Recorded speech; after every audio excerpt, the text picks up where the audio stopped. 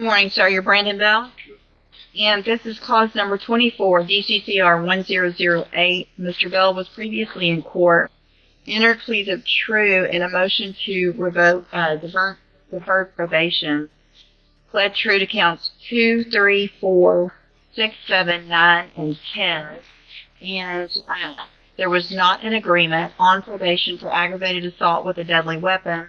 And there's also medical records probably off as well. This is where emotion collides with law. A catastrophic injury, a lost leg, real trauma. But here's the hard truth. Judges don't sentence sympathy. They sentence behavior. And tragedy doesn't erase risk. Don't try forward. Okay. Probably in this meeting about my previous advocate called complainant underlying the wrong. But the stretch we put him on the probation history, but she's very adamant about wanting probation for the non-prosecuting and for you the last time we said that you could provide the balance of the non-contact with I believe that's the following so that's been concerned. Okay. Court would also remember she was accepting another child, drugs, another child. So what? Go ahead and make argument, and then I'll. She's also controlling the checking account. So he's providing money to her, also the children. They still have a house together. But he does have a place to go to his home. He has mental health problems. He's had some problems in that front shooting. Possibly something marijuana, some security issues. He said he's gone through in life. He said he's had some medical reference to the education course. He lost that was due to a gunshot wound up over him while he was working. We're asking. Notice what the defense is doing here. This isn't denial, it's damage control. Family responsibilities, mental health, outpatient treatment. Translation? Judge, don't give up on him yet. But in revocation court, second chances are already on thin ice. Judge, keeping him out probation. He does have obligations with the significant other, which is reference to the new warrant. If there's some program that you can have that outpatient, we've given some direction. One last time, we put our probation called. Not like he's not 4 days trying to feel everything. We're trying to do some significant correction. I've had extensive conversations with his wife. I've tried to tell her what he has to do. He helped over the phone. The way that he has to be, the separation until he learns how to possibly get along. So that's what we're at. Something else? I call Ms. Lucas. Ms. Lopez, if you'll raise your right hand, do you swear or affirm the testimony you're going to give in this hearing will be the truth, the whole truth, and nothing but the truth? You may proceed. This is the turning point. Probation officers don't deal in feelings. They deal in facts, logs, and patterns. Missed calls, altered drug tests, synthetic drugs. When supervision starts testifying, judges listen very closely. Ms. Lopez, would you please state the full name for the record? Rachel Lopez is already employed. I am the high medium risk officer at adult court. Count number 1 in the range of failed to immediately report to you to get her contact information violation of condition. There are multiple instances throughout the time he's reporting where I would call him up to him, provided that a previous officer would not be able to reach him. Then I would have to then check from his associates to find someone else who would answer, who would then say, we'll let her know the call.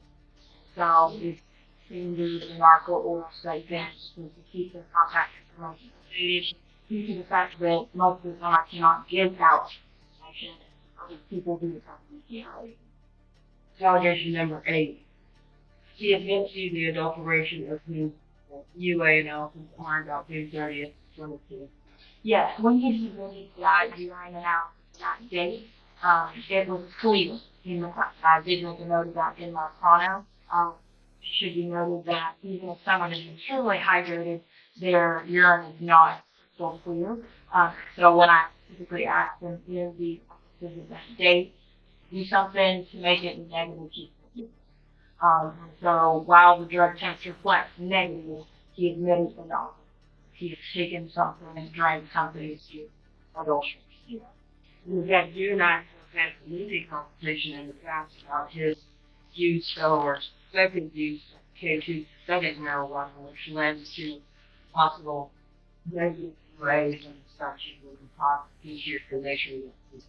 Yes, Ms. Strother, our UA that kind of explains that K2 is a difficult drug to drug test for, because much like the flu, there are multiple strands of K2 drugs out there, and our drug test specifically on what type, so he had not used that type as a test. And so the incident report that I received through Belmont TV indicated that the steps that he was seeing in the report indicated that it was.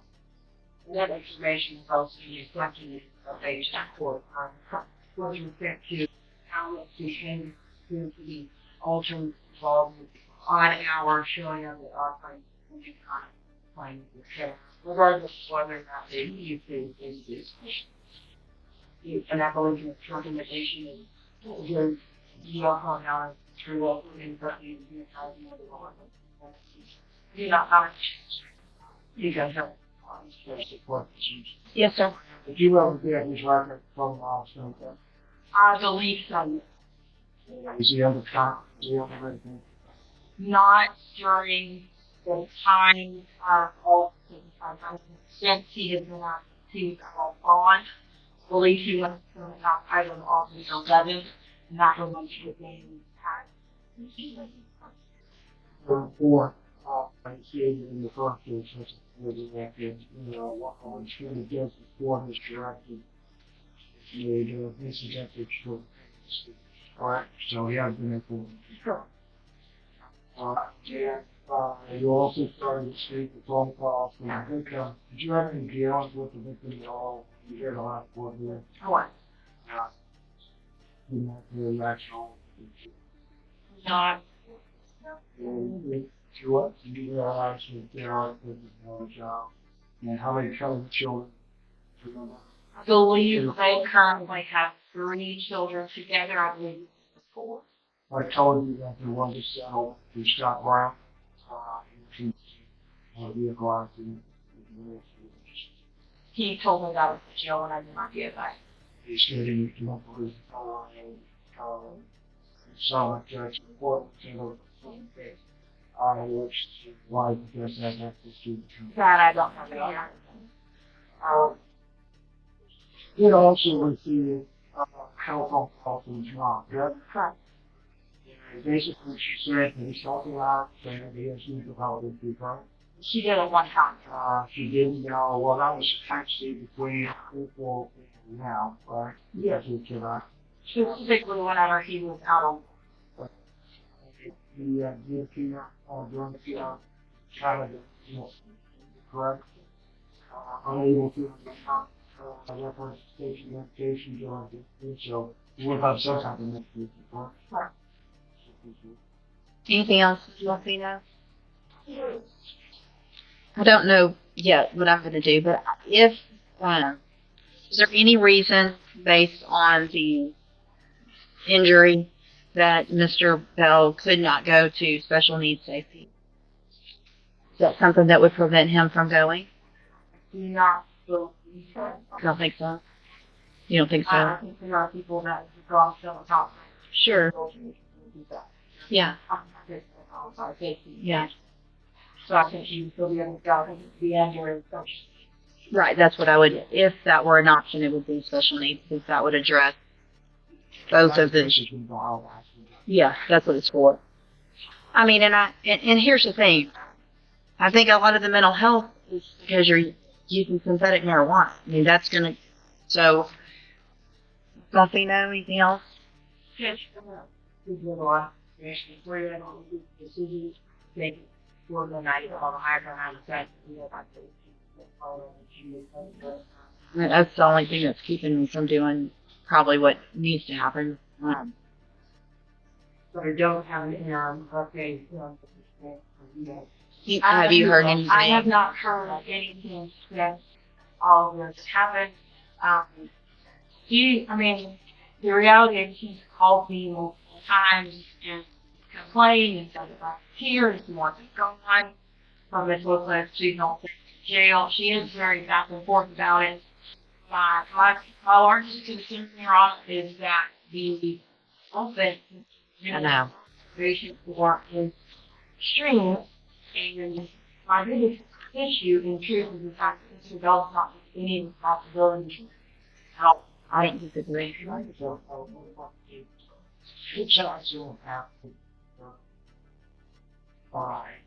When did your accident happen? November 4th, last year. So all this has happened since he's been on probation. That's prior. His accident was prior to when he was. Right. No, but how about the incident itself? Oh, the underlying offense? April of last year. So the underlying offense was prior Prior to this, to the injury. But the injury was prior to probation where he's still, I mean, regardless of you can still do things, injure someone, to harass someone, put someone in fear with or without a leg. That line says everything. The court is drawing a hard boundary. Disability doesn't cancel responsibility. The question isn't what he can't do physically. It's what he keeps choosing to do anyway. And that's what he's done. That's what you've done. Still make babies with him. I mean, I don't know. I mean, that she was pregnant. The whole point of this is you beat the crap out of her when she was pregnant. And now we've got the fourth. So do you want to do a bailiff call with her and see if the rate that she showed up today? Sure. Needs to do their audit on the bill. Can we do a call for Maybe on the bill. That's helpful. So we've done that before. There was a no contact, and now we have another baby. So obviously there was. you want to find out that I don't need Snickers from the gallery. every time they got she got on the phone. But she got on the phone. But that's him blaming. He beat her. You admitted to beating her. So she's probably scared when he gets mad. And then it gets okay, and then it gets mad. And he doesn't know how to get mad without beating the crap out of her.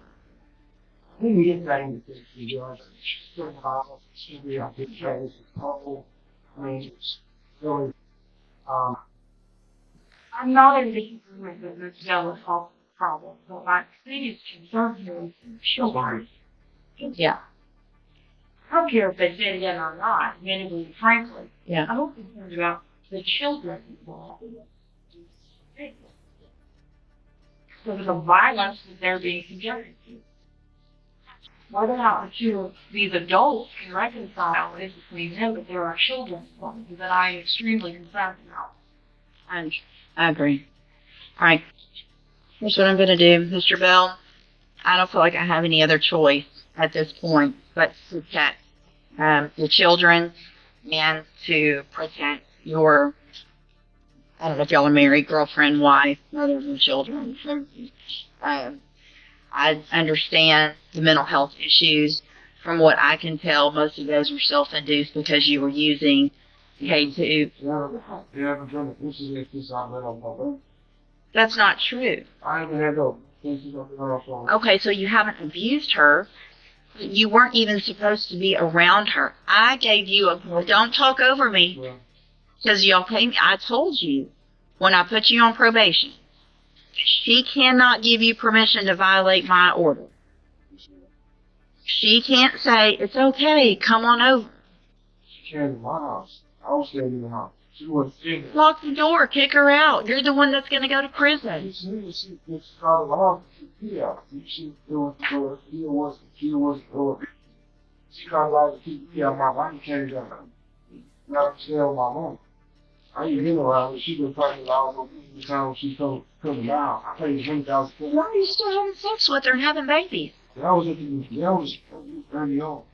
Early on when? We've only been doing this for 6 months. You've had 6 months, and all this has happened in 6 months on probation. She never, she's been out of baby. It wasn't so long. So what if she shows up at your mom's house? She's not gonna show up on. She know where my mom's gonna get out. Probably for good reason.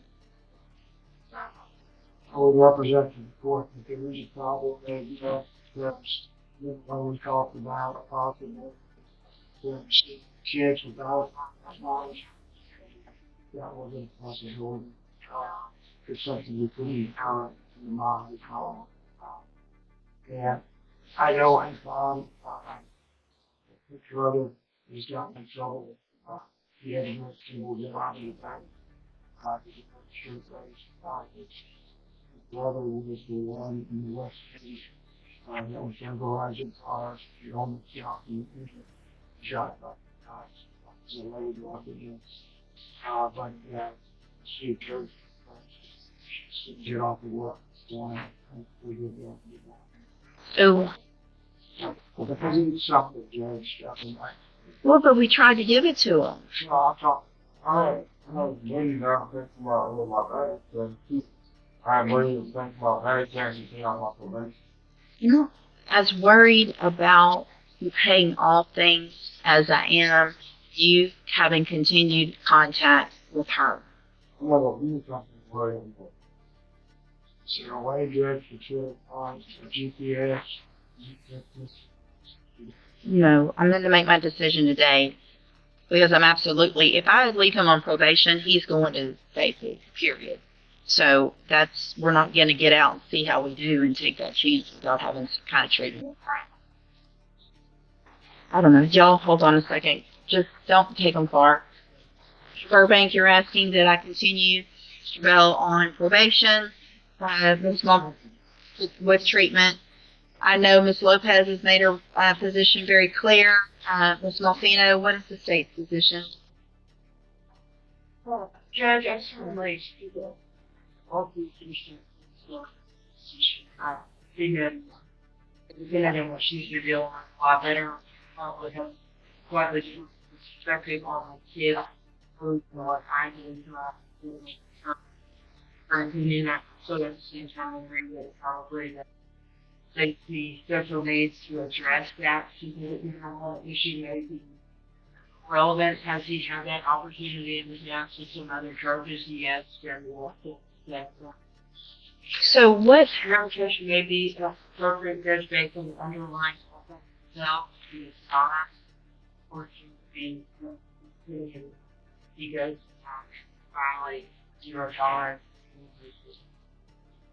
Okay, I'm just reminding myself also what I did not do previously was go through and take a look at that old pre-sentence report, which has the criminal history, which includes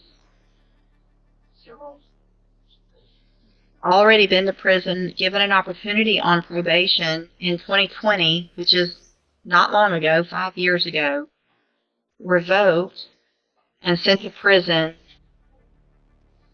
for 2 theft cases. One was a TDC case given 3 years.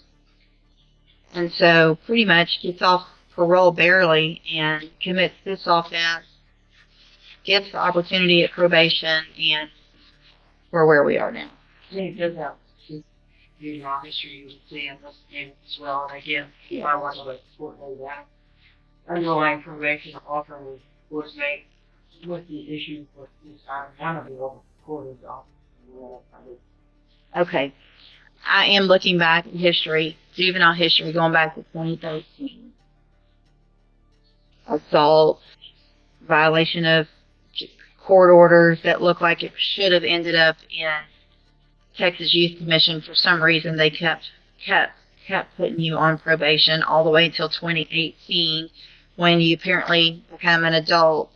Then you start getting felonies and misdemeanors, get probations on all of those. Those are revoked.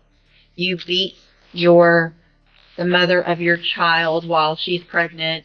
You get a 5-year deferred probation, and you don't take advantage of that probation. I feel like at this time, what Ms. Lopez said is absolutely correct.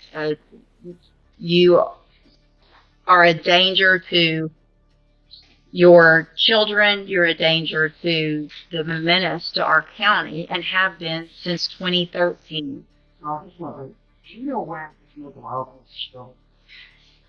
Probably when he started using synthetic marijuana. So at this time, I'm going to find that you entered your plea of true. So you were previously in court, entered pleas of true to counts 2, 3, 4, 6, 7, 9, and 10. And then today, I am going to make finding of true to counts 1 and 8 based on the testimony of Ms. Lopez. I'm going to find sufficient evidence to find you guilty, and at this time, find you guilty of aggravated assault with a deadly weapon. I'm going to sentence you to a term of 12 years in the Institutional Division of the Texas Department of Corrections. There will be an affirmative finding of a deadly weapon. You will receive credit on that sentence for any time that you've been in custody that the law gives you the right to receive. And I'm going to hand you, and y'all need to sign this, trial court certification that shows this was not an agreement. There are some rights to appeal. You can talk to Mr. Burbank about that. I'm also going to hand you a written admonishment regarding your ineligibility to possess a firearm or ammunition. Because of the judgment entered against you, you're ineligible under Texas law to possess a firearm or ammunition. Possession of a firearm or ammunition could lead to charges against you. Firearm is a legal term, and you should read the written admonishment I provide you. You should read the written admonishment I provide you to see what devices qualify as a firearm. If you have questions about the laws that make you ineligible to possess a firearm or ammunition, or about how long that lasts, you can talk with Mr. Burbank. You need to sign that, and then I'll get you a copy of it, and then you can go back with the label. I do think that's fair. And hang on just Mr. Bell. 12 years. Not the maximum, but far from mercy. The judge weighed injuries, addiction, repeated violations, domestic violence, and children caught in the middle. So now it's your turn. Was this the court finally stepping in, or did the system wait too long?